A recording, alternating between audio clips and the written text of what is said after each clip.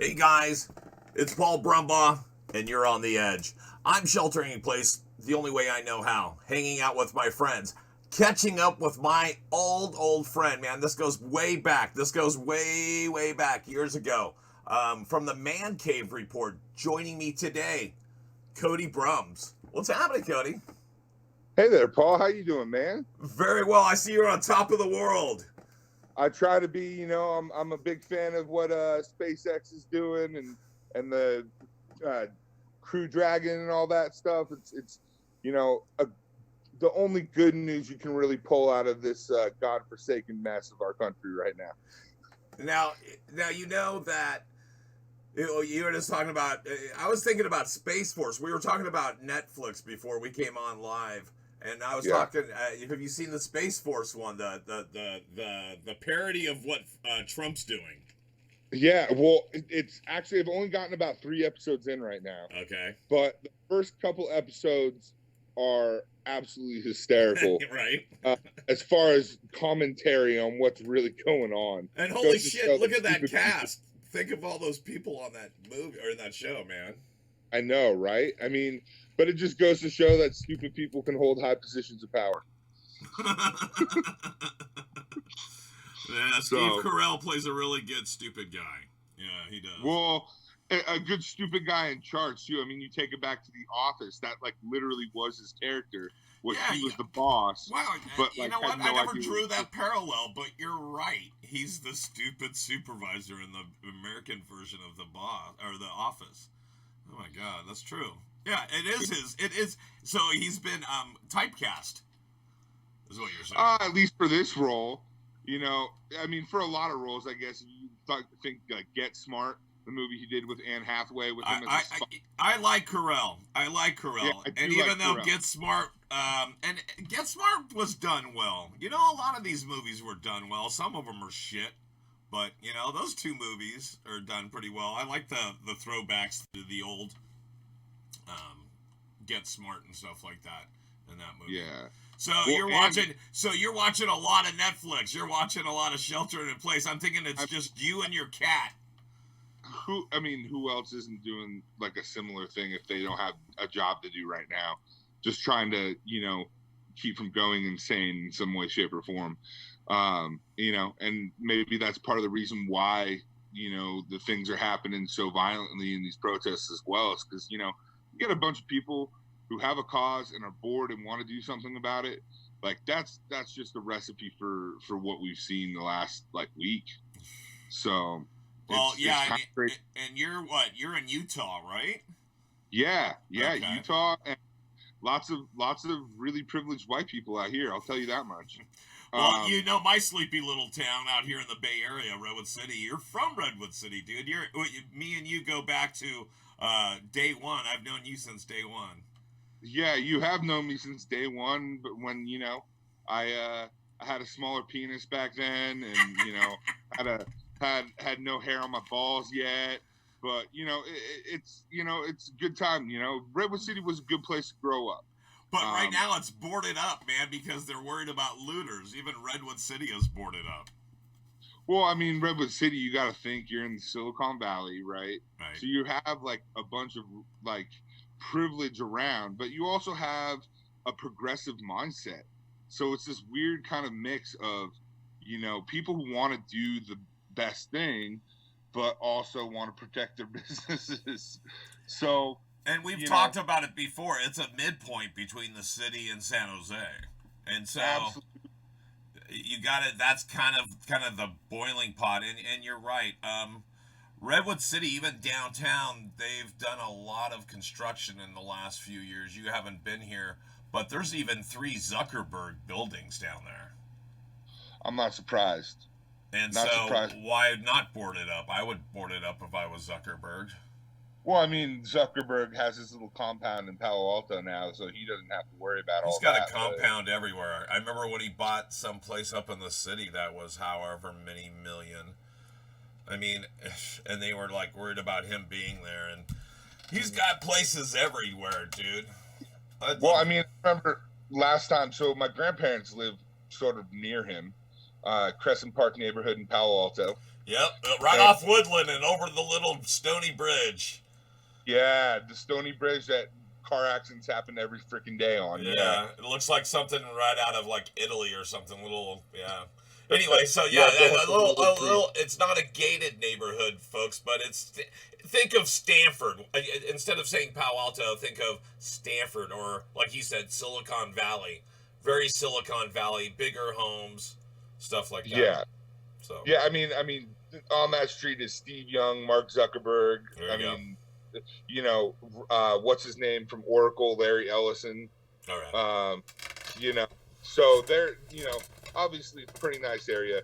And Zuck decided to buy 5 houses on that block and turn it into one big compound. And he's got, like 3 different guys, private security guys on the block, just roaming the block all the time.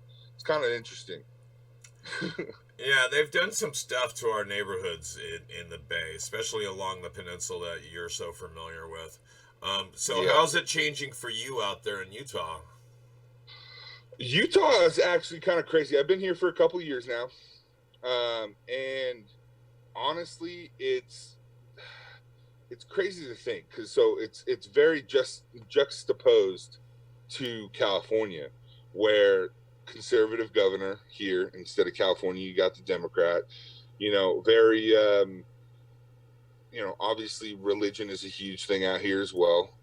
The further inward, guys, either if you're on the East Coast or the West Coast, the further inward until your fingers touch, that's where that Bible Belt is. That big old Bible Belt, and you're sucked up into it. So it's interesting, but I'll give this much to Utah. They're definitely rebuilding their infrastructure, and they're getting roads dealt with. Public high schools are getting good funding, stuff like that. So, I mean, you can't complain too much about it, but there's levels where you have to watch what you say around people, because it's just really, you have a lot of people wanting to save you. Save you. So do you got a lot of Bible thumpers knocking on your door? Oh, well, like the first day I moved in, 2 people come up to me while I'm moving in, and they're like, "Oh, what stake or what ward are you in?" Mm-hmm. And if, for all you guys who don't know, that's basically asking what church you go to in Mormon language. Right. And so, you have to kind of politely tell them that you're not, a Mormon, and then they're like, "Oh, well, we're cool with that." But like, if you ever want to go to church sometime and meet people, Mormons, let me tell you something about Mormons. They're the nicest, most gratuitous kind of people, right? And at the same time, it's almost so annoying that they are, because you like desperately want to be able to just, throw them aside, but then they're just so nice. Okay, so if it was a cartoon character, I would say it's Ned Flanders. Yes, exactly. I couldn't. Hi, giggly ho, neighbor. Exactly. So you got a bunch of the Flanders kids rolling around and like, I'm in danger. Stranger. Yeah. Oh my gosh. So yeah, no, I get it, and it's because they want to convert you, but then also they're the one that has the one that okay. So I don't want to start going religion. We could start talking about religion. I don't do well with religion. I have a problem with faith. I do as well. And so I question faith. I'm not an atheist. I'm not an agnostic. Well, kind of an. You know what? It's kind of. You know who I am? I'm kind of like, I pray to George Carlin.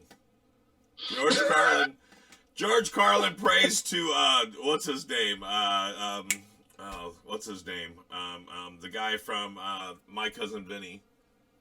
Oh, Joe Pesci. Yeah, he prays to Joe Pesci, and I pray to George Carlin. So it kind of gets there. Sooner or later, it's kind of like playing that telephone game with your prayers. It will get there. Exactly. I mean, and who's worthy of divine power other than Joe Pesci and George Carlin? Like, yeah, really. They both have my respects.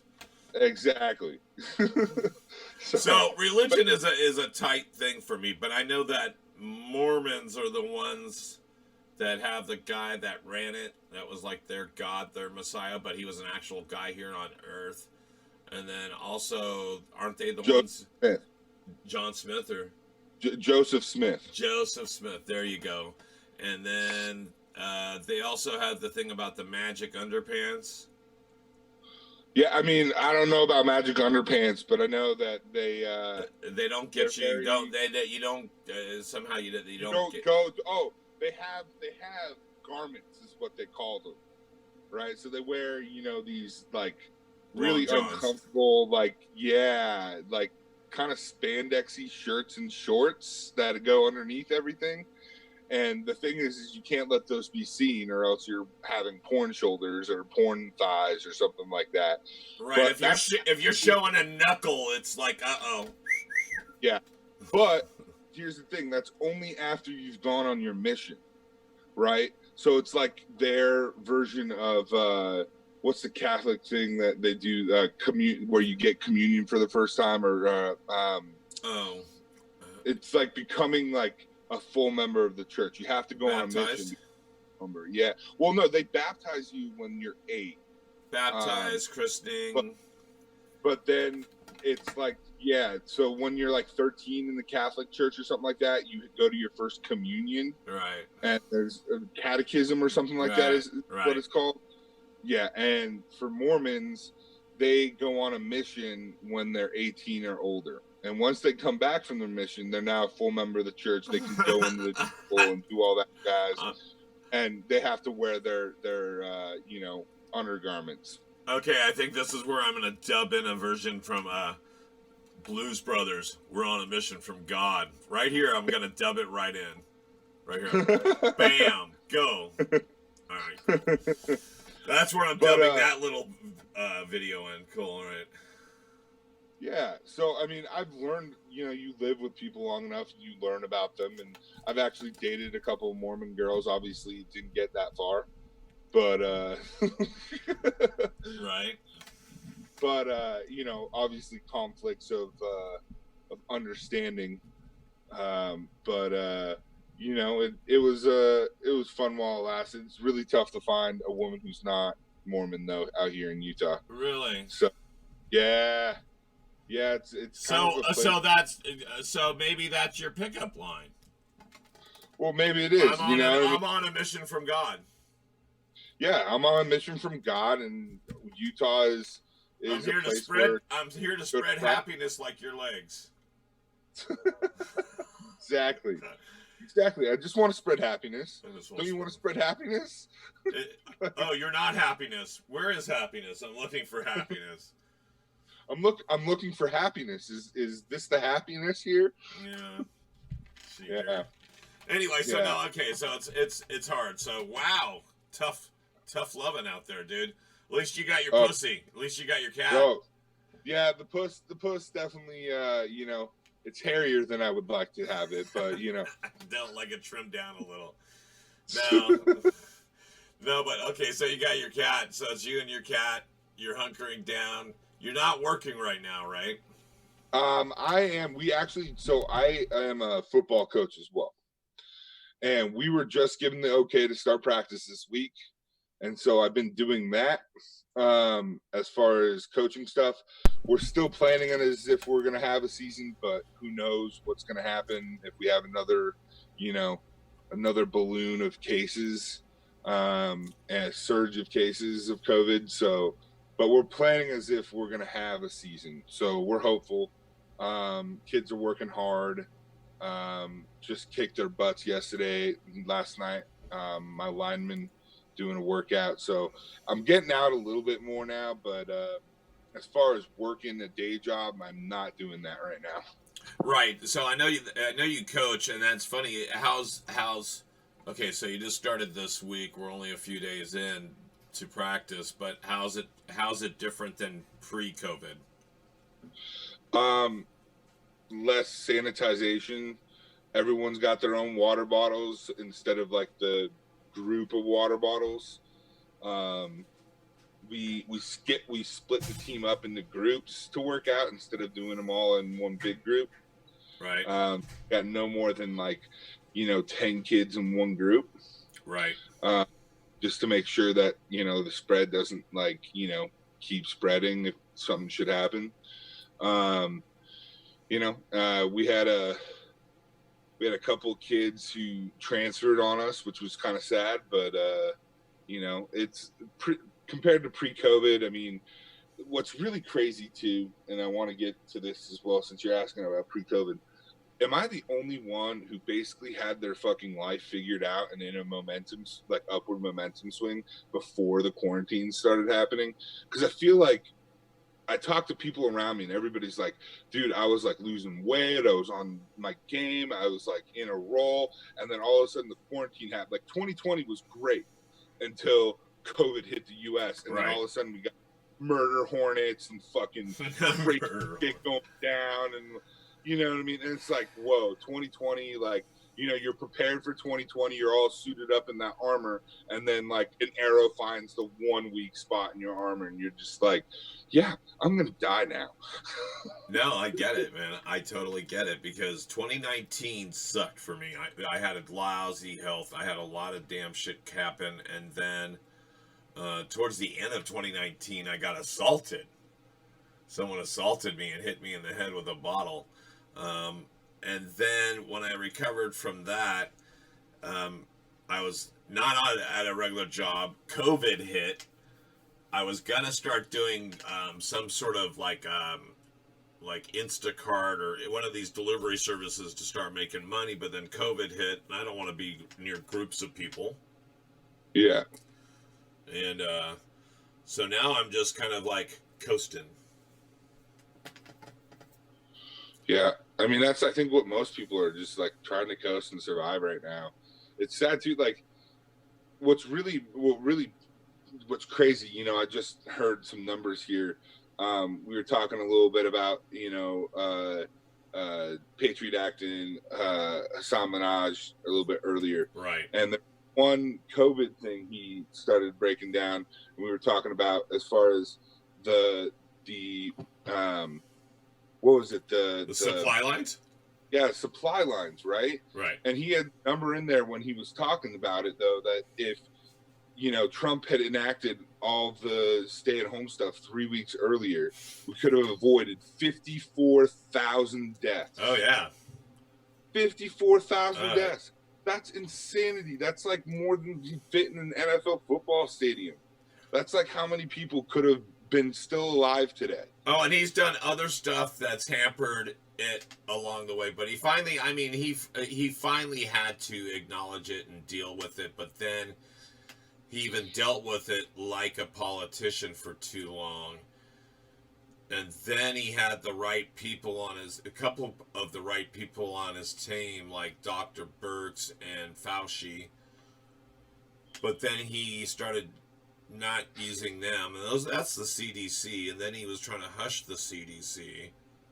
Yeah, and the WHO and all that jazz too. And like, I mean, so all those things are adding to the death total.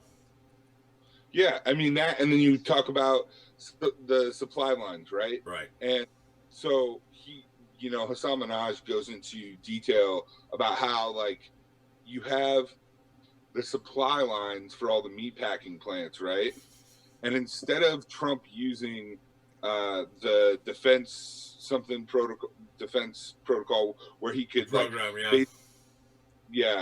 where he could basically call for private companies to produce things, right? He instead uses that to protect the liability of major corporations instead of protecting the people, which is what the program, or what that policy was meant to do. Well, look, so he was doing that with what did he do? He bailed out all the meat companies, right? We know he did that. And then he tried to do that with all the airlines too early on, right? Well, he bailed out like the airlines and everything like that, right? But like, as far as the meat companies, meatpacking plants, right? Right. There's meatpacking companies, right? And the supply line had to deal with them, right? The issue was that, like, you have too much meat on the influx now that that was getting too big to slaughter, right? And it would just be cheaper for a bunch of the, cattle and poultry, 50,000 heads of cattle, he said. yeah, He to said just by kill them like all. mid-June. So this is what it's going on. He's saying that companies, they were using a reference point like Wendy's hamburgers. They're having a problem getting beef, right? Where's the beef, Wendy's? So Yeah, Wendy's is having a problem getting beef. Why? There wasn't enough people in the factories. There wasn't enough people slaughtering the cows. There wasn't enough people taking care of the cows that were supposed to be there. And they even kind of changed their size and shape and everything else. But anyway, now that they've been bailed out, they can't kill them quick enough, and there's such an influx of them that it's gonna be cheaper, like you said, to send X amount of head of cattle to slaughter instead of us getting it. And guess what? We're still gonna be short on meat, and it's still gonna cost a lot, and it's still gonna have it's gonna be really nasty quality. yeah.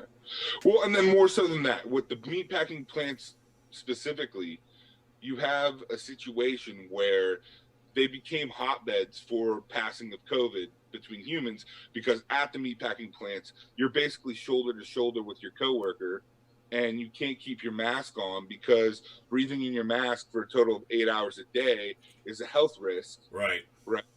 And so you have a bunch of people where, when you talk about the number of cases, right, in those areas where those meatpacking plants are, the cases from the meatpacking plants consisted of over 54% of all the cases in the local regions that those meatpacking plants were in, right? So now you have people who can't work because they have COVID, right? Which means that you can't slaughter enough meat, right? Because you can't pack it fast enough, which means the meat is now outgrowing the slaughterhouses, Right. which means so it just keeps on backing up on itself, right? And what, instead of using the DPS, right, to basically find a supply of masks that can be used, or supply like PPE for hospitals and PPE for people to do these jobs at the meatpacking plants, right? What the president has now done is use DPS to basically remove the legal liability from the meatpacking plants, right? So that they can employ people who have COVID, still keep people on their work shifts, right? So, and remove them from liability from being sued by their employees. Okay. So, yeah, instead of using it to get people back in there and protect them, right, to find the supply line for protection, right, PPE, he's used this for the meatpacking plant so that they can remove legal liabilities for basically employing and putting on the schedule people with COVID. Well, okay, so here's if there was a silver lining, it is that at this point, as we're talking now, as I'm looking at my Apple Watch, we think that COVID is not transferable through food. Agreed. But it is transferable from human to human within the workplace. Right. So, and that's the other thing is that, and you see together. these places where they don't have them separated. Mm-hmm. So that's the thing, is all the meatpacking plants, they have to be basically shoulder to shoulder on this conveyor belt line, cutting the meat and touching the same things that, the same pieces of meat that the last like 30 people in the line where the conveyor belt's coming from just touched. And a lot of these people are actually, immigrants, people who, can't afford to not have their jobs. So you have a bunch of people who are sick, working, getting everybody else sick, and it passes on to more people, and then they go home, and then they get their family sick, and then their families get the other kids sick that they play with in the yard sick, and then and it's just like this exponential growth. Yeah, I'm kind of waiting for a second wave even before we. Oh, it's going to happen. Well, we know it's going to happen. Just when it's going to happen, I think it's going to happen a lot sooner than we kind of imagined. Yeah. Think Well, of it, with all the protesting, with all the other yeah, stuff where people are just defying it and not believing it, and it's a liberal hoax, and yeah, yeah. It's all those liberals trying to use it as a political gambit to get the orange man out of office. You know, we want to get him out. We want to get him out under a different means. If he hangs himself, that's another thing. You know, people have said, "Oh, this is Trump's Katrina." If he got COVID and died, I wouldn't be worried. You know, honestly, I wouldn't be worried if it happened to Biden either, because then we'd have Bernie as a choice. But you know, yeah, I'm feeling kind of fucked that we got left with Biden, and here it is. They set it up that way. That was set up that way. They did set it up that way. So right now, the thing with the Democratic Party is you have the two factions, right? You have this centrist, neoliberal end of the party, right?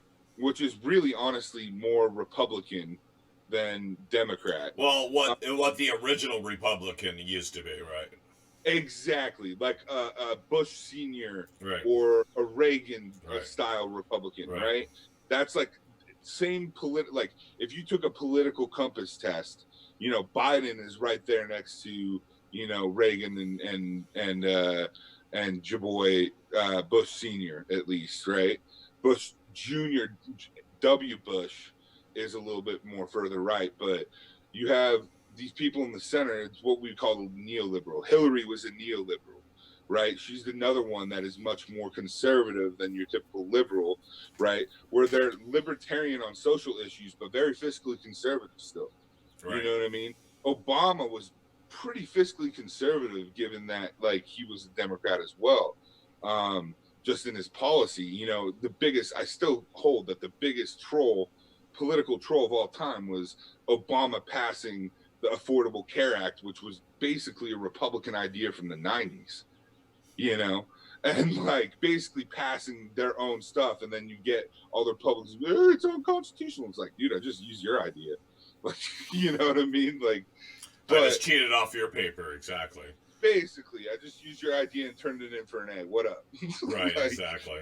You know, but with the Democratic Party right now, you have those corporate-backed neoliberals like a Biden, right? That are the ones getting funding, which is being pushed by that neoliberal end of the party, the corporate end of the party, right? Corporations, they want to have their guy in there. They have the money to put towards those people, right? They don't want a Bernie because they know Bernie is going to figure out a way to tax the hell out of them, right? And make it harder for them to make a profit. Right. You know, hold them accountable to, he's going to try to even things up as much as he can. Exactly. And like the thing with Bernie, right, is he understands that there needs to be a velocity of money, right? When you squeeze the lower class so much, now they don't have money to buy products, right? And buying products is what keeps the corporations in it. So in essence, the corporations are going against their own interests by not allowing people to A, earn a freaking living wage, right? But B, to like buy their products. Like, you know, it's kind of backwards. Now, if that's the case, then the only conclusion you can make is that corporations basically want to debt enslave the lower class of America. They want people to be so far in debt that they're working so many hours and whatnot to serve the upper classes of America. That's literally the only conclusion you can draw from that. Well, we're going to take a break in about a minute, and then we're going to come right back with Cody Brumbs. But I'd rather have had Warren in there than Biden at this point. Oh, yeah, absolutely. Because she's still on the left. Right? She's a little bit further to the right than, say, Bernie. Right? As far as... But she's in the neighborhood. She's in the neighborhood. They're in the same neighborhood. They're in the same quadrant of that political compass. And here's the other thing. Okay, so I think the other thing that's going to come up is that we already know that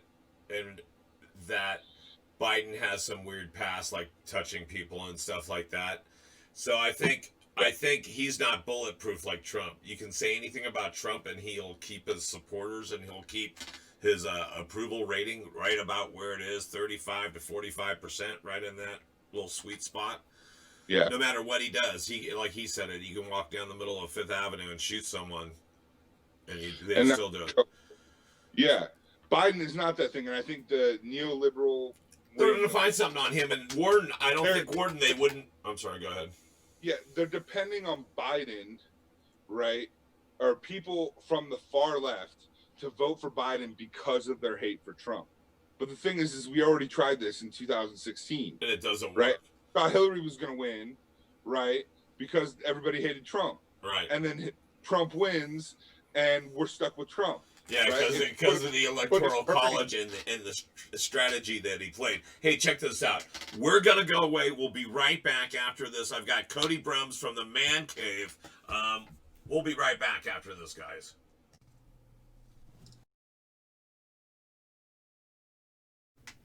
Hey, thanks guys for watching this video, and please make sure and subscribe down below, right here at the bottom of the page. Otherwise, they won't let me out of this place.